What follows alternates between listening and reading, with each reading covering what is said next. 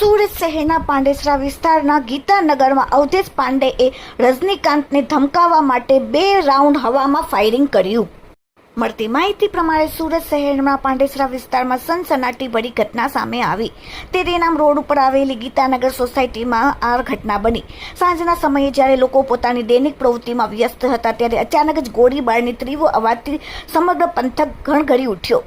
એક પછી એક 2 રાઉન્ડ હવામાં ફાયરિંગની ઘટના બનતા સોસાયટીના રહીશોમાં ભારે ફફડાટ ફેલાઈ ગયો. સાંજના સમયે મહિલાઓ અને બાળકો ઘરની બહાર હોય છે તેવા સમયે આ પ્રકારે હથિયારો ચમકતા આસપાસના લોકોમાં નાસભાગ મચી ગઈ. સ્થાનિક સૂત્રો પાસેથી મળતી માહિતી પ્રમાણે આ લોહિયાર ખેલ પાછળ કોઈ તાત્કાલિક ઝઘડો નહીં પરંતુ જૂની અદાવત છે.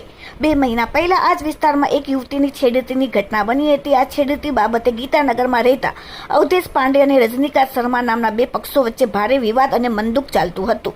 બંને પક્ષો અવારનવાર એકબીજાને જોઈ લેવાની ધમકીઓ આપતા હતા.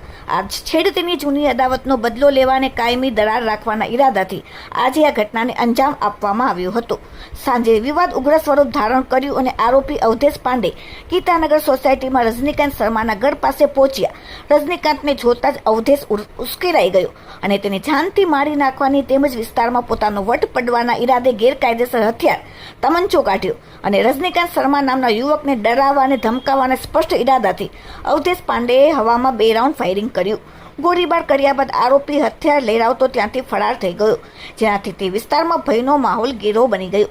ભીડભાડવાળા અને સંવેદનશીલ ગણાતા પાંડેસરા વિસ્તારમાં ફાયરિંગની ઘટના બનતા જ પોલીસ તંત્ર પર દોડતું થઈ ગયું. ઘટનાની જાણ થતાં જ પાંડેસરા પોલીસ સ્ટેશનના ઉચ્ચ અધિકારીઓ સહિતનો મોટો કાફલો તાત્કાલિક ઘટના સ્થળે દોડી આવ્યો. નાકાબંધી થઈ વિસ્તારમાં કરી દીધી અને સીસીટીવી ફૂટેજ તપાસવામાં લાગી રહ્યા છે અને આરોપી કઈ દિશામાં ભાગ્યો તેની તપાસ શરૂ કરી. Bureau report, daily India TV, Surat.